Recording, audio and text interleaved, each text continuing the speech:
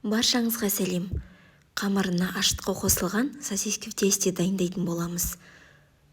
Ол өте жұмсақ әрі де өте дәмді болып піседі. Барлық үй ішіңізге ұнайды деген ойдамын.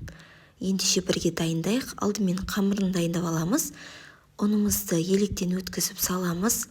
Содан кейін шым-шым тұзымызды, ашытқымызды және де қантымызды қосып, қасықтың немесе лопатканың көмегімен араластырып аламыз. Үстінен қайнаған емес жылы суымызды немесе сүтімізді қосып, үстінен сұйық майымызды немесе зәйтүн майын осылай қосамыз. Көп емес, 2 ас қасық қосамыз. Енді қолымызбен қамыр илейміз. Суымыздың барлығын құймаймыз. Толық құрамын описание бөлімінде қалдырдым, сол жерден қарасаңыздар болады. Енді қамырымыз дайын болып қалды. Үстінен қолға жабыспау үшін зәйтүн майынан 1 ас қасық қосып жіберіп, тағы да қамырымызды ары-қарата илейтіміз. Бізде өте жұмсақ қамыр дайын болады. Оны ашығанға дейін жарты сағатқа қалдырамыз. Арадан жарты сағат өтті, қараңыздар қалай биік болып көтеріледі. Енді ыдысымыздан қамырымызды шығарамыз.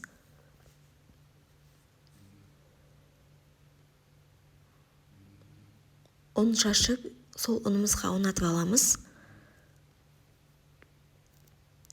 Сол кезде мүлде қолымызға қамыр жабыспайды. Енді оқтаудың көмегімен қамырымызды жаямыз.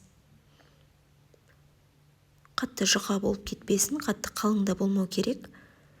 Осылай 4-5 бөлікке келтіреміз, содан кейін осылай жіңішке етіп, ұзынша етіп кесеміз.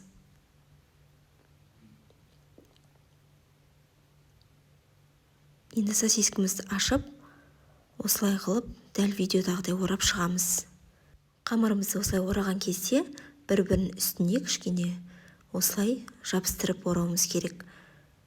Бір сосискіні бір қамырға немесе 2-ке бөліп сосискіні қолдансаңыздар болады. Енді үстінен жұмыртқамызды жағып шығамыз. Алдын ала пешімізді қыздырып қоямыз. Жұмыртқамыз жағып болғаннан кейін әдемілік үшін бетінен кунжут септім.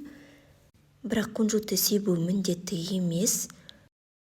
Содан кейін дайын болған сосиски в тестемізді 10 минутқа бетін жауып қалдырамыз. Бірақ мен осы жолы бірден пісіріп алдым. Енді қызып тұрған пешімізге салып, 35-40 минутта пісіп дайын болады. Біздің сосиски в тесте дайын болды. Менің каналыма тіркеліп кетуді ұмытпаңыздар. Және міндетті түрде осы рецептпен дайындап көріңіздер. Сіздермен болған сандуғаш. Назарларыңызға көптен көп рахмет. Барлықтарыңызға ас болсын.